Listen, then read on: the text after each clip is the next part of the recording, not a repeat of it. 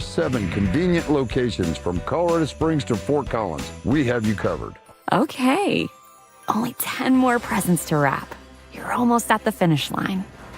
But first...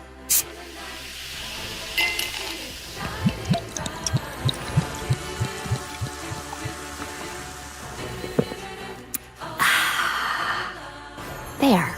The last one. Enjoy a Coca-Cola for a pause that refreshes. Just how good is Pure Talk's current deal for unlimited wireless? Well, you might say it's the deal of your lifetime. Because right now, for just $29.95 a month, Pure Talk is offering unlimited talk, text, and data for life. Not your phone's life, your life. This is Pure Talk's top-tier plan. It comes with a crazy fast 5G network along with a 30-gig hotspot. And at just $29.95 a month, there has never been a better opportunity to lock in a ridiculously low rate for as long as you live. And save thousands and thousands of dollars along the way. This plan is normally $65 a month, but if you switch today, you will save over 50% every single month for the rest of your life. See what I mean? It really is the deal of your lifetime. Dial pound 250, say Mike Rowe. Offer ends 12/7. Some restrictions apply. Details at puretalk.com. Hey, bro, weirdest thing is happening at the game. Every time I crack a Bud Light, we score a touchdown. I think I'm some kind of football prophet. Bud Light, the official beer sponsor of the NFL. Stock up today. Enjoy responsibly. Copyright 2025 Anheuser-Busch Bud Light Beer, St. Louis, Missouri. Need a plumber? Euro Plumbing has the lowest prices in town. Rock bottom prices on whole house repipes, sewer line repairs, even water heaters. 720-500-3000. KKFN and KKFN HD1 Longmont, Denver. You're listening to Denver Sports 104.3. The Fan. It's a Bud Light Football Friday. Bud Light, an official beer sponsor of the Denver Broncos. Here's Denver Sports Tonight.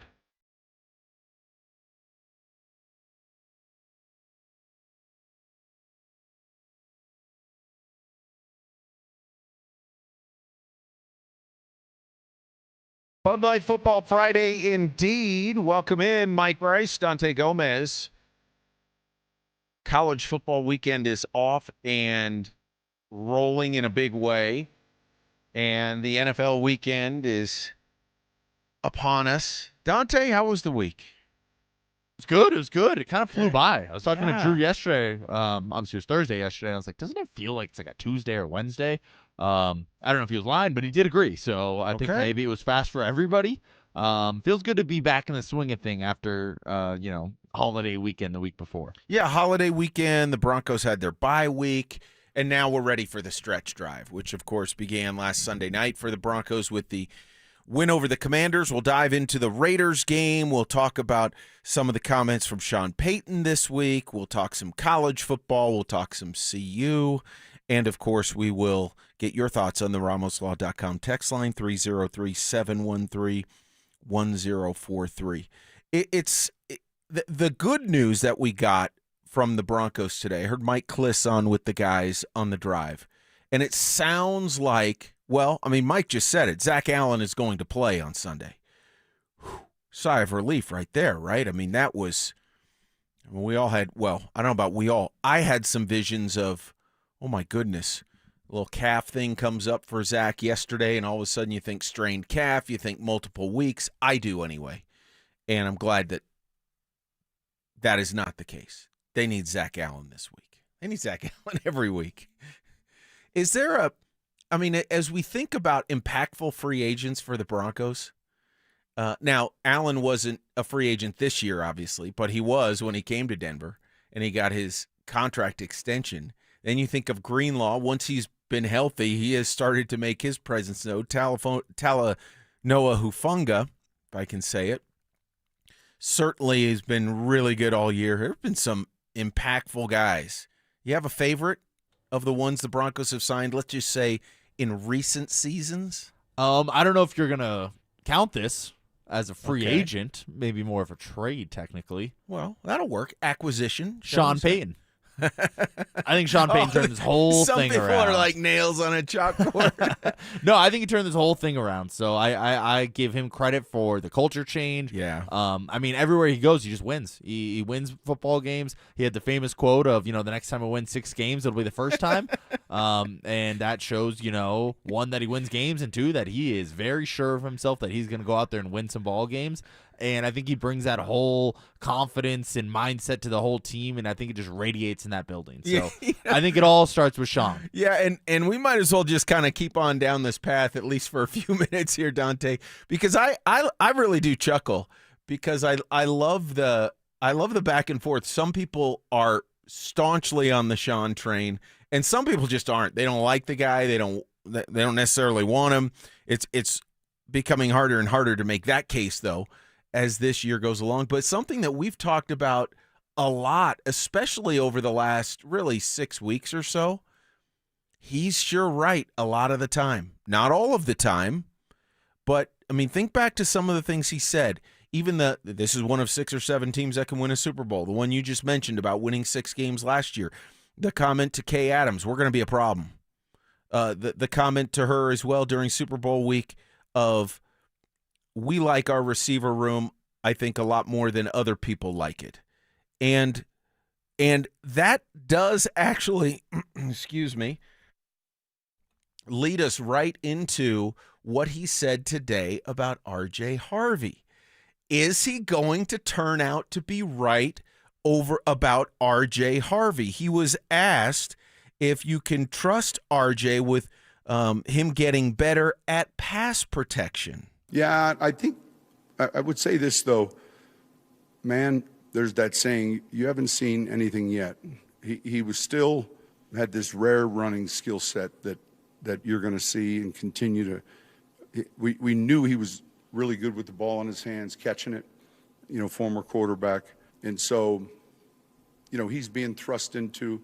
There's a lot that goes into it. I mean, Vegas is going through it with, Genty but like we as coaches, like identify, hey, how do we get him, even to where you're looking at it, how do we get him the touches he needs, and Jaleel, even Tyler, and how do we manage that and make sure they're doing the things they do well? There's a little puzzle to it. But when it comes to, look, there's certain things he's got to be able to do in protection, all right? It doesn't mean he has to be our third down protecting back, but, when we run a play on second, it can't just be handoffs when he's in there. And he's good with protection. He's put together well.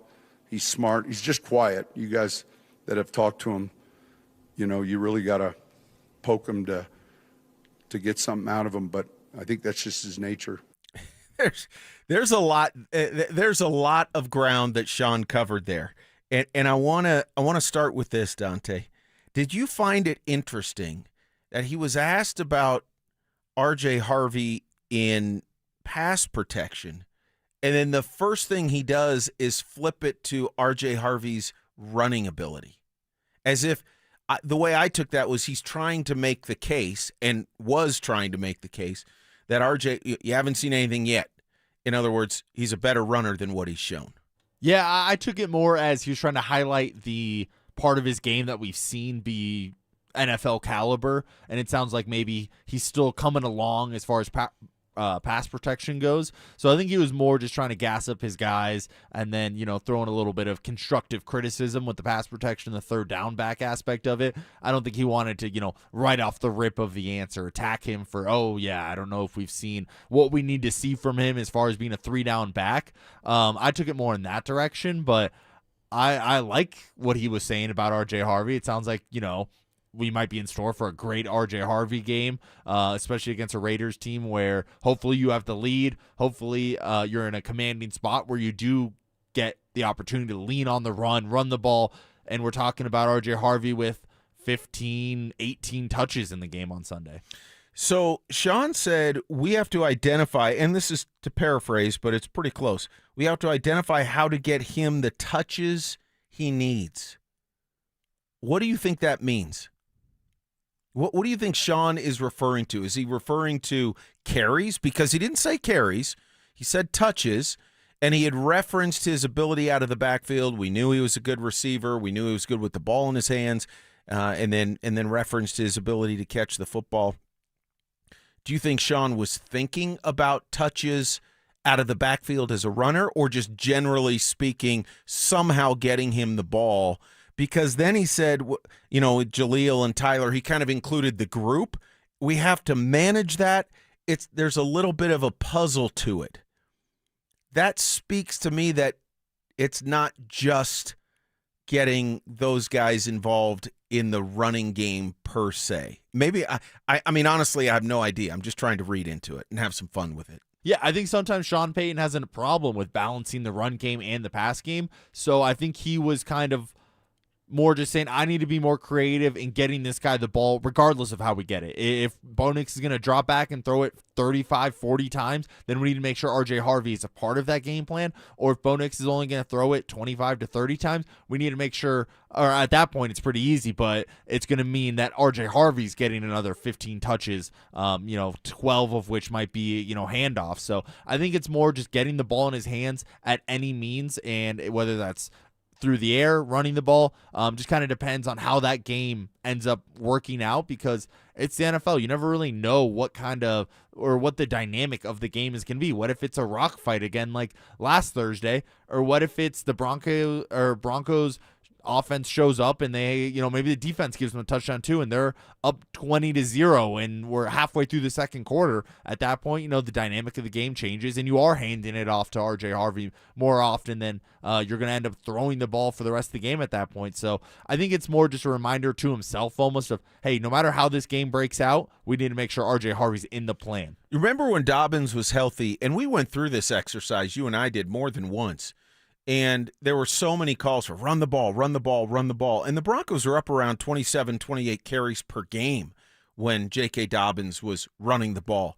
And I guess when he left the lineup because of that foot injury, I didn't expect them to run the ball as much. And I know all about sort of the common thought is you have to be able to run the ball, especially in the playoffs and late in the year and in bad weather. And I agree with that.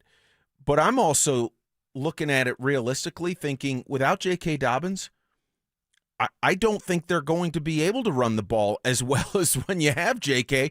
So I think that necessitates Sean, who likes to throw the football anyway and likes to use the running backs out of the backfield. I thought we were going to see it more.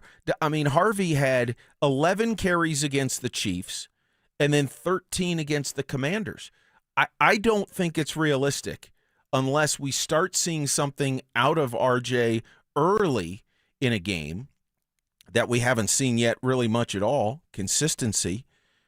I don't think it's realistic to expect 18 to 22 carries out of RJ Harvey. I just don't. Carries, absolutely not. I mean, we barely got that out of Dobbins. Right. I felt like it was, pulling fingernails to even get to that 18 mark with Dobbins. So I think for Harvey, I think 12 carries is a good spot for him. And then maybe you get an additional 3 to 5 catches out of the backfield. So I think there's definitely ways you can get him involved without, just, lining up and turning around and handing the ball off to him.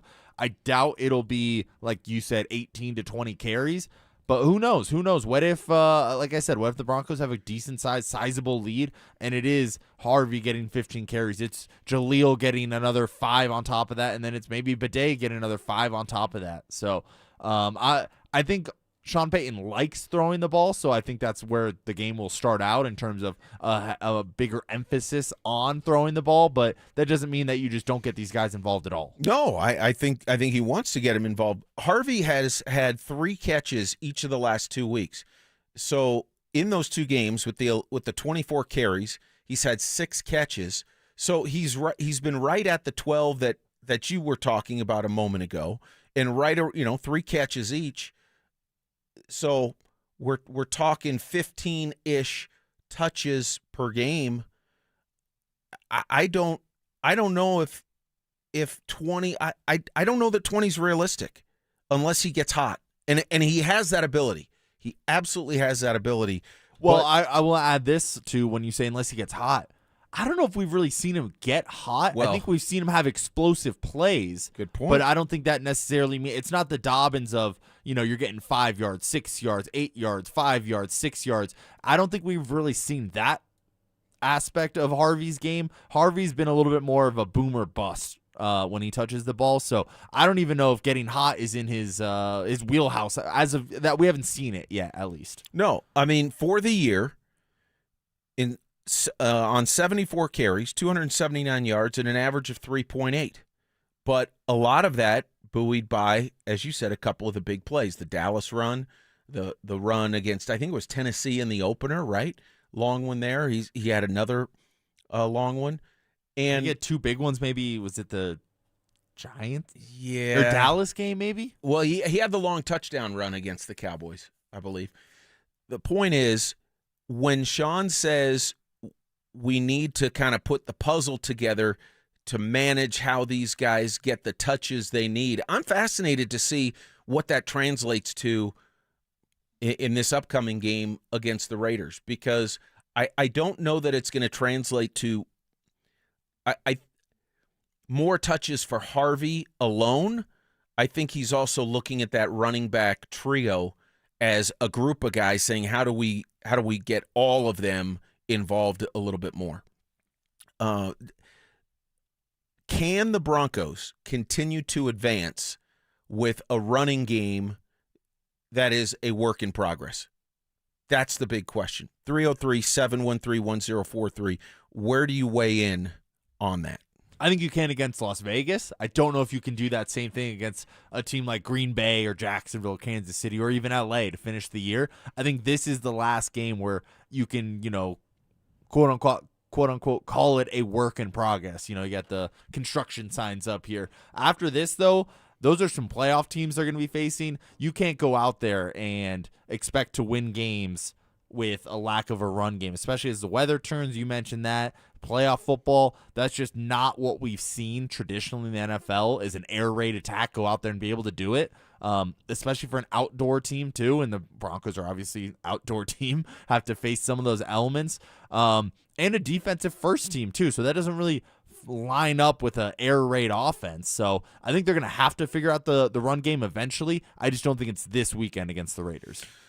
Yeah, I think it's an uphill challenge against some of those teams, especially when you're talking about the 4-minute offense, the 2-minute offense. You have a lead late, and you're trying to salt it away, and that's especially when, to me, it becomes that much more important to be able to get even if it's just a first down or 2.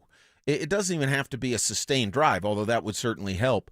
But burn the clock, preserve a win, put the opponent down in terms of field position, in terms of time remaining to try and make a comeback. So important.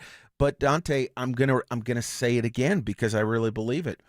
I'm just embracing the fact that the Broncos, number one, I don't expect them to rush the ball as much as they were with Dobbins. And number two, I just don't expect them to be a great running football team down the stretch. And I'm trying to lean into that because Dobbins isn't walking through the door healthy by any account. So, my next step is, all right, let's see what Sean can come up with to use what the running ability or the ability in space that those guys have in other creative ways, starting or continuing with the Raiders game. The Commanders game was a weird one for me because I felt like that the Broncos should have been better against the Commanders on both sides of the ball, but it just seemed like after their bye, the Commanders were a better football team. And I know Dan Quinn was calling signals defensively, and I thought Kingsbury had a good game plan using Mariota's mobility and RPO stuff, and I mean he had 10 carries, which tied for a team high, and that's where I go. I hope it was a blip for the Broncos defensively as we kind of flip to that side of the ball. And against a Geno Smith-led team, I would expect it to be more of a blip and a return to form for the Broncos D. Yeah, and you talked about how, is this Broncos, are their wins sustainable without a running game like what we saw with Dobbins? I think that kind of leans itself into, are you going to rely on this defense to get stop after stop? And it's worked out for most of the time. Didn't quite work out in that Washington Commanders game, though, as Washington goes down and kicks that field goal. So I think without a run game, you just put a lot more pressure on the defense. And the defense has come up big in almost every single game, except for, I would say, the Chargers game, and except for the Commanders game. And the Commanders game easily could have gone the other way. If at the end there, Commander obviously goes to overtime. Who knows what happens in overtime? Broncos get the ball first, go down and score. I think that, puts your mind at least to ease there in the moment. But who knows what could have happened going into overtime there. And then obviously in the Chargers game, it didn't go the Broncos' way. They were asked to get one last stop, weren't able to do it, and the Chargers walk out with a win there. So I think the unsustainability comes with of the run game directly correlates to, is the defense going to be able to step up week in and week out? And most weeks they do, but I think it's a lot to ask for them to do it every single week. Last year, we saw the defense falter in the final 5 to 6 weeks, 4 to 6 weeks. You think of the Cleveland game. You think at times the Indy game, even though they won that one. You think of, obviously, the Buffalo game, the game in Cincinnati right before the playoffs. The Chiefs game doesn't count at the end of the year because nobody played for KC. I don't think the Broncos defense is going to repeat that kind of performance. I have much more faith in this defense, the way it's played all year, and some of the lessons, quite honestly, that they learned from last year. I would expect that the Washington game was more of an aberration than it is something, a concern or a warning sign or anything like that. I would agree with that. However, I want to point out, you were talking about how this Broncos defense, wasn't up to par to end the year, and you mentioned the Buffalo game and the Cincinnati game. Those two teams have great quarterbacks. And do you know the Broncos haven't really faced great quarterbacks outside of the KC game. Other than that, Herbert, but Herbert actually beat the Broncos in week 3 there. So they haven't faced the gauntlet of great quarterbacks, and they're going to get a chance to. Like I said, they have Jordan Love. I think that's an upper tier quarterback. Trevor Lawrence, same thing. And then they have Patrick Mahomes again. So it wouldn't surprise me if these upper tier quarterbacks are able to make this Broncos defense not look as good as they have to this point in the season. Zach, that doesn't mean that they're going to fall off a cliff and they're going to falter right. and everything, but I think it would be a lot to expect them to keep up the pace that they've been on. Well, certainly. At the same time, though, when you look at the quarterbacks they have left, after this week, because no one's going to call Geno Smith great. We know that. Jordan Love, great quarterback? I think upper tier. I feel confident saying top 14 quarterback. Yeah, I would agree with that. And I would say probably closer to like top 10. I would agree he's a better talent than, by and large, what the Broncos have faced through much of the season. Trevor Lawrence, I know Jacksonville's playing pretty well. You put him in that same group as Love, a tick down? Yeah, I think a tick down from Love, but I still think a top 16 quarterback in the NFL, yeah. Yeah, and then it's obviously Mahomes, even though Kansas City is still 500 or thereabouts. The respect level is high, and it's Christmas night at Arrowhead. That's just a tough game, period. And then Justin Herbert, we all know what Justin Herbert's about. Pretty good talent. Now, whether or not, some people would say he's underachieved, others not so much. Fact is, pretty good player, pretty good quarterback that was able to figure out a way to beat the Broncos back in week 3. I want to get to something that Zach and Richie were talking about, and that's the pressure rate for the Broncos, how they've been bottom of the NFL since week 9. Week 9, they played at Houston. We know what happened in week 8. That was the Dallas game, and that was the game in which Pat Surtain got hurt. And so Surtain then missed the Houston first Las Vegas game and the KC game here before coming back last week. So week 9 was Houston. So out of the 4 games the Broncos have played, week 9, 10, 11, and then 13 after the bye, that is the time frame basically that Surtain was out, the exception of the Washington game, and the pressure rate drops. Is there a correlation? Is there a correlation in which VJ, had to obviously compensate for Surtain's loss, and that affected the pressure that they were able to generate? Absolutely. I think so, too. I mean, 2 reasons why. I think one is when you have Surtain out there, the quarterback doesn't even really look Surtain's way most of the time. So he's really trying to read that other side of the field, and you can throw a lot of confusing coverages at him in that scenario that allow the pressure to get home. And then, two, same thing is you have to commit more defenders to the secondary and to the second levels of a defense if you're the Broncos without Patrick Surtain out there. With Surtain out there, he's basically a human eraser for one of those guys out there. Now you maybe have to throw an extra safety out there, or maybe a linebacker stays more in coverage, where if Surtain's out there, you feel a little more freedom to throw some safety blitzes, some linebacker blitzes, and just commit more guys to the box. I think there's absolutely a correlation there.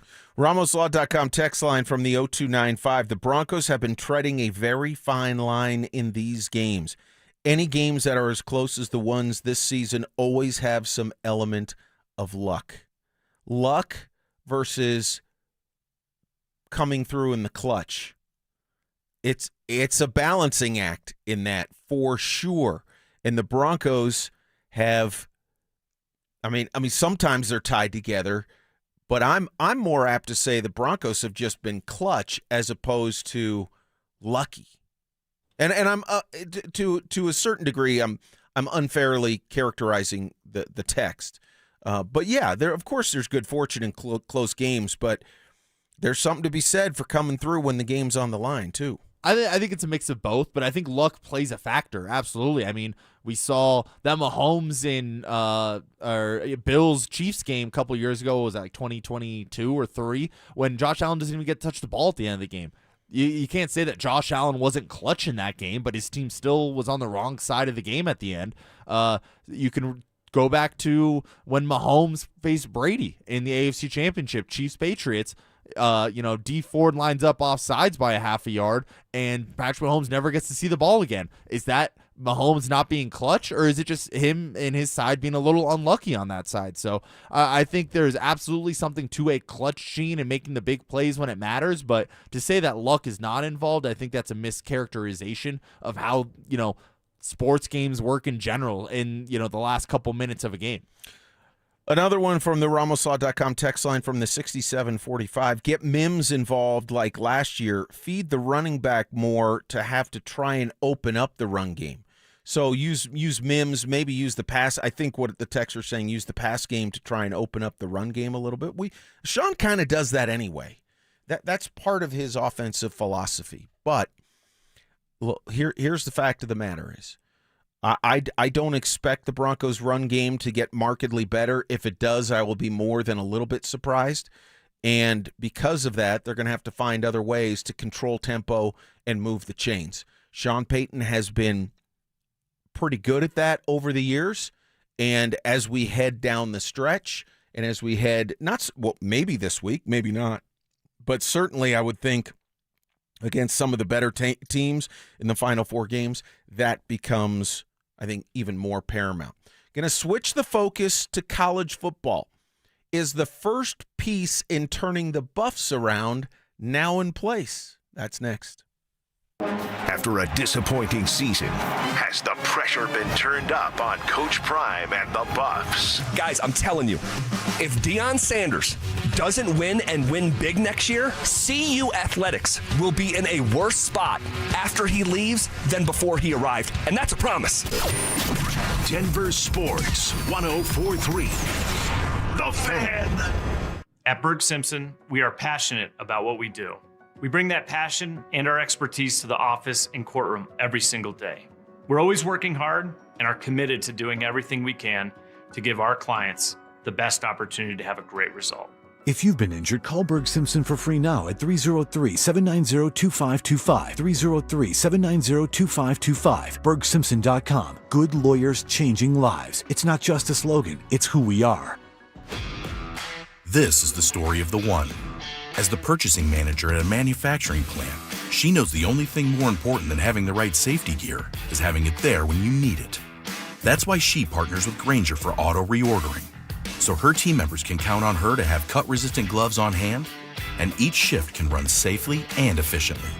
Call 1-800-GRAINGER, click Grainger.com, or just stop by. Grainger, for the ones who get it done. This is the story of the one. As the purchasing manager at a manufacturing plant, She knows the only thing more important than having the right safety gear is having it there when you need it. That's why she partners with Grainger for auto reordering, so her team members can count on her to have cut-resistant gloves on hand, and each shift can run safely and efficiently. Call 1-800-GRAINGER, click Grainger.com, or just stop by. Grainger, for the ones who get it done. If you've been diagnosed with moderate to severe plaque psoriasis, this is what it sounds like to be a million miles away. Imagine being a million miles away.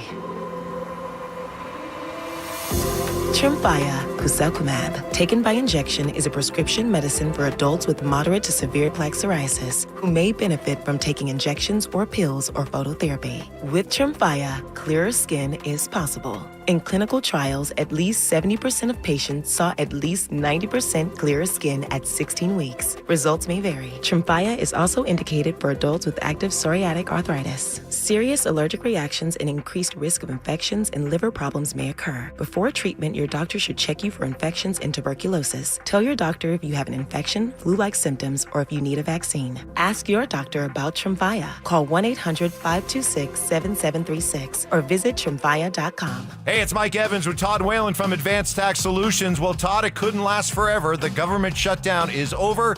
The IRS is back and ready to roll. What does that mean for folks who have an IRS bullseye painted on their back? Well, Mike, we've seen this once before. They were completely closed during the pandemic. And what happened? They came out with their gloves on and started levying people. So now, if you have an IRS problem, it's way better if you can get a solution before you get the levy notice. You have more options, you have more time, we have the ability to do a better job. So if you're ready and it's time to get this IRS problem off your back, now's the time. All right, Todd, I get it. The IRS is back. They mean business, but you know what? You mean business too. You've been doing this for a long time. You're ready to help folks out with all of their IRS tax issues. Give Advanced Tax Solutions a call today, 303-753-6040. That's 303-753-6040. Marketing can feel overwhelming. Where to start? What works? What doesn't? That's where your marketing experts at DenverSports come in. Audio, video, online marketing, and we know how to cut through the noise so your customers finally hear your story. You don't have to waste time guessing or spinning your wheels. We'll guide you with a proven plan that turns your marketing into growth. Let us handle the hard part. You do the easy part. Head over to DenverSports.com and click Advertise with Us and start growing your business today.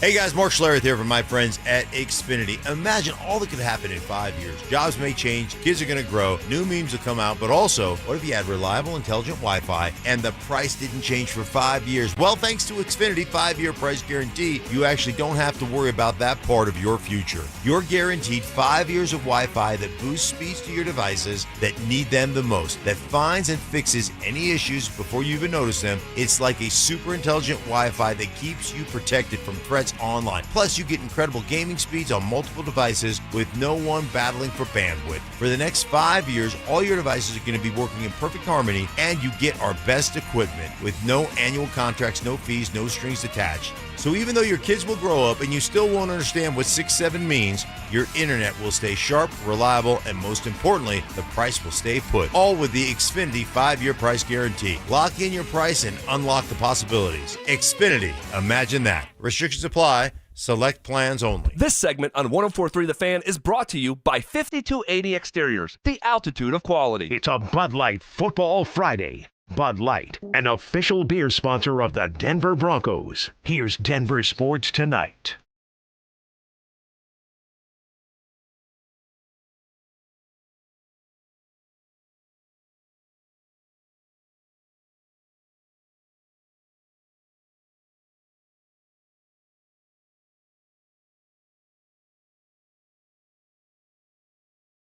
Mike Rice, Dante Gomez, Bud Light Football Friday. Big college weekend already underway with number 25 JMU taking on Troy. That one, both teams putting some points on the board in that one. Broncos, of course, back at it on Sunday at the Raiders, and then back home for the final 4 games of the regular season. At home against Green Bay, home against Jacksonville, at KC Christmas night, home against the Chargers that first weekend in January. College football, and we'll dive into some of the conference championship games in just a few moments, but Brennan Marion, the former head coach of the Sacramento State Hornets, is now the Buffs' offensive coordinator. Everywhere he's been, his offenses have been prolific, and he has improved the offense from where it was before he got there. And that's been his track record. He has Brian Howell of the Daily Camera did a great job sort of dissecting and documenting some of the accomplishments, the all-conference performers, the numbers, and all the rest. Fact of the matter is, this is my take on it, Dante. And if you have one, weigh in on the RamosLaw.com text line, 303-713-1043. Brennan Marion is a football coach. He is a college football coach. If you know, he's not a former NFL guy with a big name. He's not a big name, and yet I'd like to think that he will be what this offense desperately needs, because I'm ready to say I think the Buffs have the quarterback to handle a coordinator and a head coach for that matter, whose calling card has been, let's go, let's put up points and let's put them up quickly. I'd like to think Juju Lewis has that ability, and the fact that he was able to redshirt, and who knows what that means, at least he saved the extra year. That's good to have in the back pocket. I like the move because something had to be done to jumpstart that offense, and you might as well go get a guy who's got a track record doing it in college football. Yeah, I'm with you. I love the hire too. I didn't know too much about him beforehand, so I'm not gonna, pretend to be like, oh, I've been, tracking this guy for years and watching his rise here. But looking into his history, he has risen the ranks step by step and done it the right way. And he is a college football coach, which you were mentioning there about. He knows the college game. He's not going to go out there and masquerade as an NFL offensive coordinator in college. So I like the hire. What I like most about it is he runs the ball. And I think CU's had a real big issue running the ball. I think that started out as an issue mainly because Shadur was the quarterback, obviously, and you want to put the ball in his hands. A little bit of daddy ball there at CU. But now that you have Shador's moved on, it's just a regular college football team with Julian Lewis, who has very high upside. You want a strong run game. Every great team in college football runs the ball. I know college football can kind of be known as this air raid era, but no, like Georgia, they're going to run the ball. Alabama, they have a great quarterback. They're still going to run the ball. Running the ball is massively important in college football. A lot of these teams make you stop the run before they even try to go through the air. So I think CU can turn into that kind of team where they lean on the offensive line and lean on the run game. So last year in the Big 12 finished second to last in terms of yards per game, only behind Oklahoma State, and Oklahoma State has been terrible the last 2 years. So that's not really a high bar to clear. If they can be towards the middle of the Big 12 in terms of yards per game on the ground, I think that's a great start, and I expect them to be there with the new offensive coordinator. Yeah, and remember what Coach Prime said after the final game of the year about working out and getting these problems solved. I played this game. I know this game like the back of my hand, and I love this game, and I love all the ups and downs, the ins and outs about it, and I'm built for every last bit of it. But if anybody's built to reconcile and to get this back on course, it's me, and I will do it if it's the last thing I do on earth. Trust me when I tell you, this was the last supper. God bless. I'm hopeful, and I don't know. I can't even begin to predict at this point because, you have Buffs who are leaving in the portal. You obviously will have, Coach and his staff will get guys in from the portal. And yet, Dante, I'd like to think this is a good first step to get an accomplished offensive coach who's done it at the Division I level. I just think that's important. I think it matters, and I don't know why. Well, I kind of do. I mean, when Sean Lewis was basically taken out of the play calling role, it was because there was a conflict between him and Shador, and then Pat Shurmur steps in, and Pat Shurmur, I still don't know what the appeal was there last year. Not many of us thought that was going to work out, and unfortunately it didn't. Now, I'm willing to give Brennan Marion a shot, but you know what, Dante? They've got to make some marked improvements in a hurry. And you talk about in a hurry. I think getting a guy like him is perfect for that. I agree. Because guess what?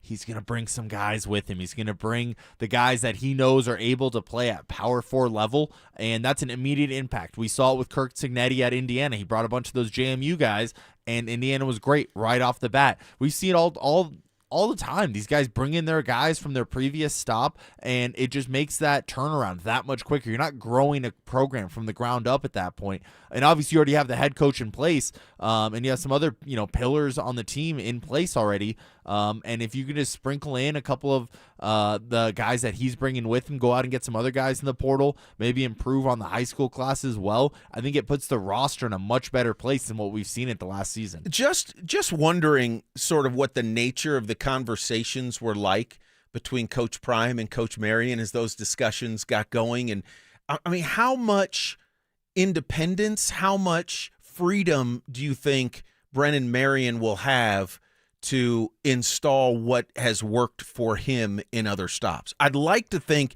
he'd have a good deal, but I mean, you don't know. I don't know exactly. I assume he's going to have a great deal of power over think. the offense. I mean, given that it's not like Deion Sanders has a conflicting system that he likes to run.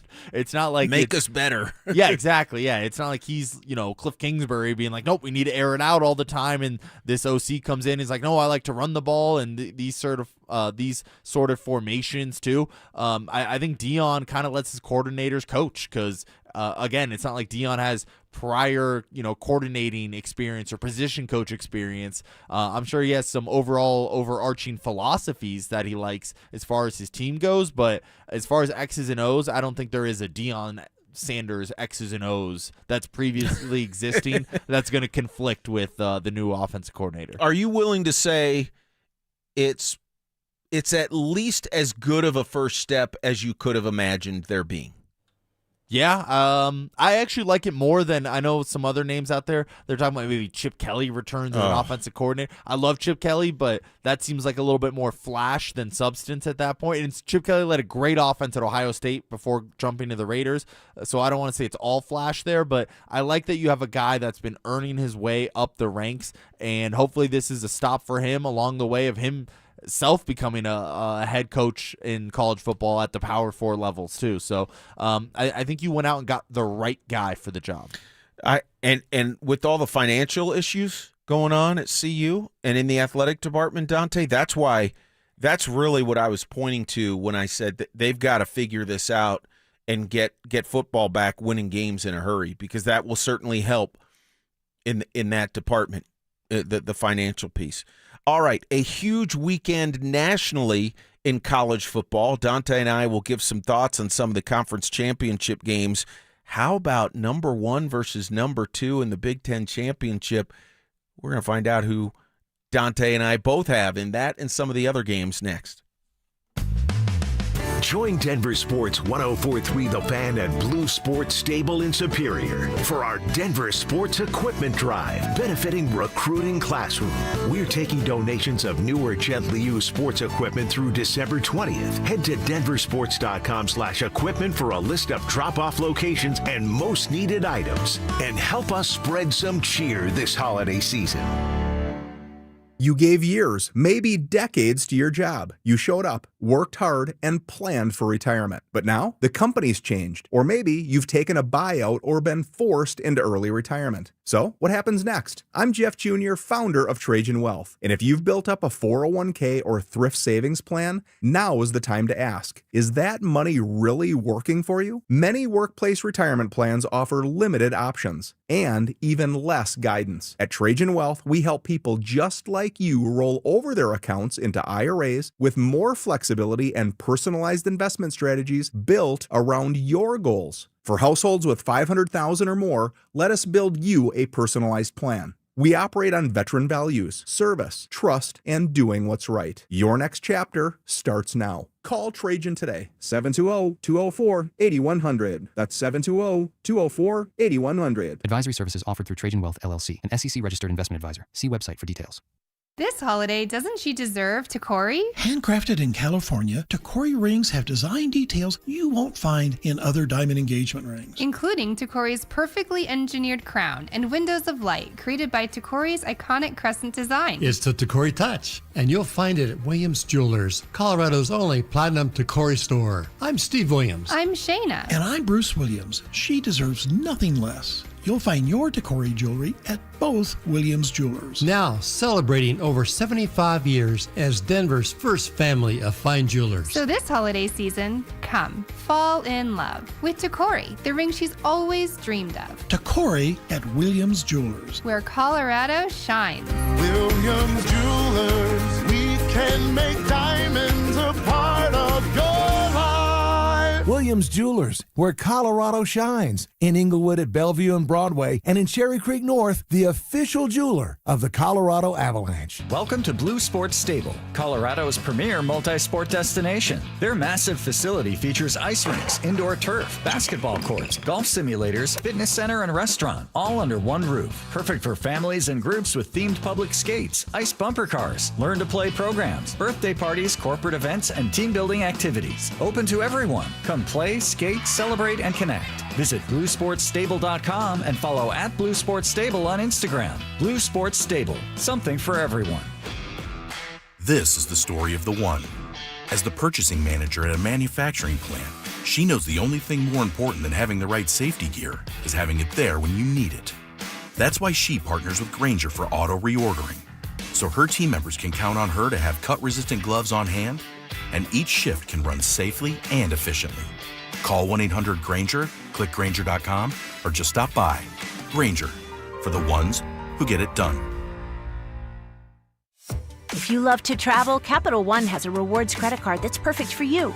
With the Capital One Venture X card, you earn unlimited double miles on everything you buy. Plus, you get premium benefits at a collection of luxury hotels when you book on Capital One Travel. And with Venture X, you get access to over 1,000 airport lounges worldwide. Open up a world of travel possibilities with the Capital One Venture X card. What's in your wallet? Terms apply. Lounge access is subject to change. See CapitalOne.com for details. You know that feeling when you catch a glimpse in the mirror and think, hey, I look 10 years younger. That's what happens when you stop dieting and start doing Soda weight loss. I tried point counting, calorie counting, shots, and nothing has worked until Soda weight loss. Soda weight loss gives you a personal nutritionist you can text anytime. Everybody's great here. Everybody's encouraging. There were some times where I felt down and they brought me back up. If you stick with this program, you will lose weight and you will get to your goal weight. When you sign up for Soda weight loss, your partner joins for free. If you're ready to feel stronger, healthier, and yes, look and feel 10 years younger, this is your moment. No meds, no gimmicks, just real results with real support. Remember, sign up now and your partner joins for free. Visit sodaweightloss.com. That's SOTA weightloss.com. Soda is, say it with me, state of the art. Samantha Flanagan here for Flanagan Law. If you find yourself in a car accident, do not tell the insurance company you are fine. They will hold that against you even if you end up with medical bills 3 months later. Protect your rights. Look for the Shamrock. Go with Flanagan Law. Hey, bro, weirdest thing is happening at the game. Every time I crack a Bud Light, we score a touchdown. I think I'm some kind of football prophet. Bud Light, the official beer sponsor of the NFL. Stock up today. Enjoy responsibly. Copyright 2025 Anheuser-Busch Bud Light Beer, St. Louis, Missouri. Joel Klatt, the nation's leading voice in college football, joins Stokely and Evans with Mark Schlereth every Wednesday morning. Presented by Groove Toyota. Here we go. Tune in at 8:10 for exclusive insight, bold analysis, and maybe just a hint of shenanigans. Denver Sports 104.3. The Fan. It's a Bud Light Football Friday. Bud Light, an official beer sponsor of the Denver Broncos. Here's Denver Sports Tonight. Mike and Dante on this Bud Light Football Friday. Huge weekend of college football is underway. Troy and number 25 JMU going at it, number 24 North Texas and number 22 Tulane going at it, and then tomorrow conference championships, the Big 12, the SEC, the Big 10, the ACC, all kinds of conference championships going on. I guess we start, Dante, with number 1 against number 2 in the Big 10. Ohio State against number 2 Indiana in Indy. Man, I mean, it was funny because I was talking to my youngest son this week, and he said, "Hey, Dad, who do you think is going to win that Big 10 championship?" And I was like, "Buddy," and I stopped to really think about it. This was like beginning of the week, Monday, Tuesday. I have flip-flopped back and forth more than a fish out of water on this game, and I'm still going back and forth on it. Who do you like? How do you see it going? And it's basically a home game for the Hoosiers. It is. I don't want to be the Debbie Downer here, Mike. Uh-oh. But what immediately came to my mind to the answer of who do I think is going to win the game, it doesn't matter. And that's what's so sad. I know. Oh. I'm going to be the negative guy, whatever. Dante. It's the least anticipated number 1 versus number 2 game ever. Why do you say that? See, I heard you say that before, and I'm actually looking forward to it. Because now with the new playoff format, it doesn't really matter. Back in, years before when only 2 teams are going to the championship in the BCS, this would be a play into the BCS. Or no, I get that. Back when there was a 4-team playoff, there's a chance that the team that loses this isn't going to make the playoff. They probably most likely would in that scenario still. But in the new playoff, it's, both teams are going to the playoff. Both teams are probably going to get a bye in the playoff. And that's what really matters. It's, Ryan Day lost to Michigan last year. No one really remembers that. It's Ohio State went out and won the national championship last year. So I know. It's sad to say, but to me, the game is somewhat meaningless. Well, I would push back on what you just said about no one remembers that the Buckeyes lost to Michigan last year. Everybody in that rivalry remembers when you lose. But I understand the spirit from where your comment comes. I would say that while there's not the stakes of a spot in the playoffs, I'm still really interested in this game. And from that standpoint, if Ohio State puts it on Indiana, I don't think that will happen. I just think Indiana's too good, and they've got a great shot to win the game outright. But if the Buckeyes come out and put it on Indiana, can Indiana play itself out of a bye? That's maybe the only question. That's the only really thing that's there. And I don't think they can. I think they're going to get a bye regardless. I really do. I think Texas Tech is going to get a bye, and I think the SEC champion will get a bye, and then it'll be the 2 teams in the Big Ten championship, especially if Texas Tech goes out and whoops BYU, or at least wins against BYU in the Big 12 championship. So to me, that's, again, why I'm not as intrigued, but I'm more intrigued by like the Big 12 championship. Can BYU play themselves into the playoff? I'm more excited by the games tonight of, can JMU play themselves into the playoffs? Can North Texas play themselves into the playoff? Is Virginia going to play themselves to the playoff in tomorrow night's ACC championship? And what if Duke wins? I mean, if Duke wins, I think JMU and the winner of the North Texas and Tulane game is going to end up going. So at that, you know what happens if Duke wins? We get a new playoff format next year. That's coming anyway. Did you see that 16 teams is coming sooner than later now? Exactly. Yeah, they're going to have to reconstruct the thing, especially if Duke wins. Yeah. Even if Duke doesn't win, they might still end up reconstructing it. So I think a lot of those games are way more important in terms of what we're going to see in the playoff than the Big Ten championship. Who do you like in the Big 12, Texas Tech or BYU? I think you got to go with Texas Tech. I'm rooting for BYU. I think it'd be great to get the conference 2 teams into the playoff, but I think Texas Tech is just really good this year. Yeah, and I think if BYU wins, I think Tech does play itself out of a bye. I think that, well, at least potentially. I like Texas Tech in that game. How about Duke, Virginia? I just don't see Duke having it. I just think, it's fun to talk about it and the chaos that could ensue or will ensue. I think UVA is going to win that game. I think so too. If you're rooting for chaos, though, you're rooting for Duke to win that game. Yeah. Could you imagine? We all can imagine. Georgia-Alabama in the Southeastern Conference title game. I'm going to go Georgia. I think Kirby gets his revenge on losing to Alabama early in the year, losing to Alabama last year as well with Kalen DeBoer. I think he gets right, and I love Kirby in big games. He gets those guys ready to play. He fires them up, so I'm going to take Georgia. We are thinking similarly.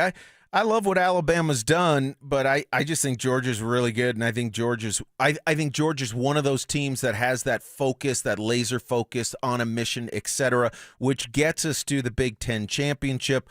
Ohio State, Indiana, even in the Hoosier State, and I'm not a Buckeyes guy, I think Ohio State's going to win the game. I think they're going to find a way. That has the look of a team, and they haven't been perfect, I mean, in terms of how they've played every game, but I just think they find a way to get it done in what could be a classic. I really think it has all the earmarks of two teams that are evenly matched, a lot of motivation, even though there's not a spot in the playoffs on the line. I'll pick the Buckeyes. Yeah, and I also like the Buckeyes. Texture has a great point here. What is it? The 38-50 here. The winner of that game is most likely going to be awarded the Heisman in terms of will it be Mendoza or Julian Sayin at Ohio State. So I guess there is something on the line, but not just not that playoff, berth on the line. So I got Ohio State. I think Ohio State's just a better team. That defense is, oh my goodness, they get after you. They have looked great all season, starting with that Texas game, and I expect that to continue in the Big Ten championship. I think Indiana is very good this year, but I just don't think they're quite on the same level as Ohio State. I don't know if anybody is on the same level as Ohio State this year. Yeah, that's kind of where I'm at. It's just not only do they have all the talent, have everything going, they just find ways to win, even when they're up against really good teams. Finally, Broncos, Raiders. We compared notes before the show, and we're very close in our prediction. We are. Who you got? I have 24-9. The Broncos win. I think they finally get that blowout win that we've been looking for the last couple of weeks. I think the Raiders are just down and out. I think it says more about the Raiders than it does the Broncos, but I'm excited to see hopefully the Broncos take care of business against a lesser than opponent. Yeah, and I had 24-10 coming in today. So there you go. I don't think they look as great as I'd like them to, but I think they have more than enough to win in Vegas by a couple of touchdowns. Dante, as always, thank you. Have a great weekend. That'll do it for Denver Sports Tonight. For Dante Gomez, I'm Mike Rice. Enjoy the games. Back at you on Monday on Denver Sports Tonight.